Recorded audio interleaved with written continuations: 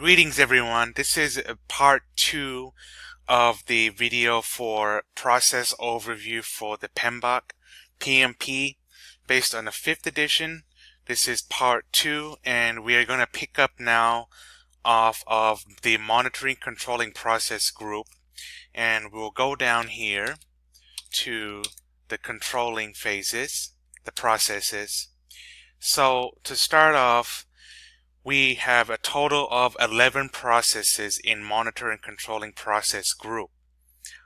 All controlling processes have change requests as an output that feed into perform integrated change control process, and that is going to approve or reject a change request, and all approved changes feed back into the direct and managed project work process to be implemented.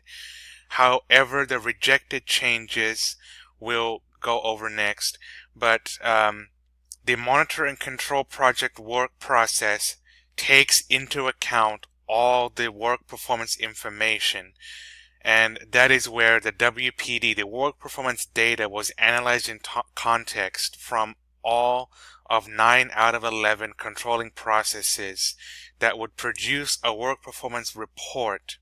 So basically, monitor and control project work is process of tracking, reviewing, and reporting project progress against performance objectives defined in the PM plan, which contains all the baselines. Next, perform integrated change control is the process of approving or rejecting change requests. Now, rejected changes, as I mentioned earlier, they go into a change log, and it just contains all the rejected changes, which will then go back and talk to the stakeholders, and that is fed into the managed stakeholder engagement process, which gives the issue log. The issue log is nothing but a bunch of pending issues that need to be fixed or resolved, and that will be worked upon.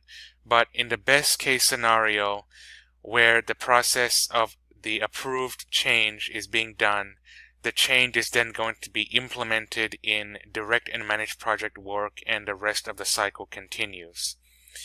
So the next piece in the controlling scope, in the scope knowledge area, is validate and control scope. The validate scope process is where the customer's approved deliverables are the output, but also change requests may be raised if customers do not accept what the team has given them. So the biggest output here is the accepted deliverables. If they don't accept deliverables, change requests would be generated. That would go through the perform integrated change control process again to be approved or rejected, and the whole cycle goes through again. That will be a future video. But to keep it short and sweet, basically you accept or reject, and those need to be accepted for the project to move forward.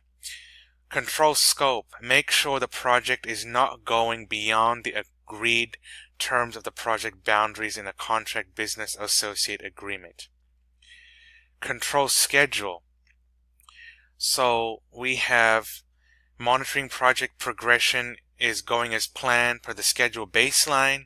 Otherwise, use a variety of techniques to get the project back on schedule, and those things could be like schedule compression, fast tracking, and crashing. Crashing is costly. You're going to get more resources to do it quickly, and fast tracking is doing things in parallel, and that is a risky endeavor because it could cause the risk of rework.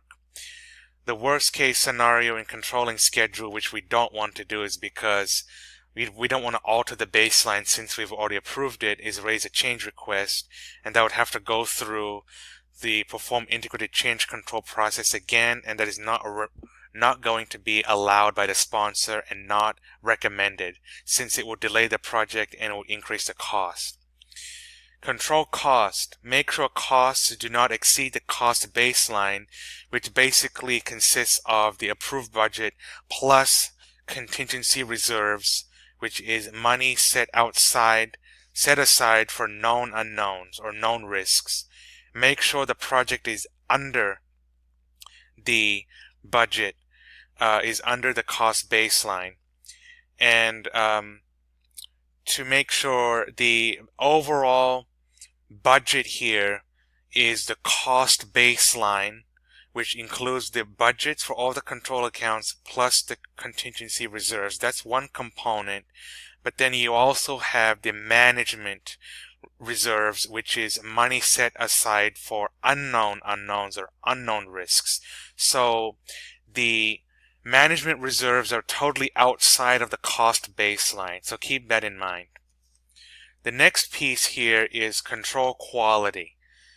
Control quality, or QC, quality control, is a reactive after the fact process of inspecting, peer review, walkthrough, or review of the finished product, service, or result and verify the requirements of the customer or stakeholder, the VOC, is being met. In the worst case scenario, if there's poor quality in the product, service, or result, this indicates that there's a poor process in place where quality assurance did not catch and did not mend. Therefore, the defect has shown in the end result. This is a very costly mistake and could have been avoided in QAing the process. And this is going to incur a sunk cost. And if this ends towards the end of the project life cycle and a change request is generated, this is not going to be good news for the sponsor. Regardless, change requests are going to be generated and hopefully goes through the perform integrated change control process to be approved or rejected, and the whole cycle starts again. But in the case of being approved, it would go back to direct and manage project work and create and fix product that would be sent out to the customer, and hopefully we don't have any change requests the next time around. Control communication is where we need to ensure the information needs of the stakeholders are being met. Otherwise, we raise a change request to get it fixed.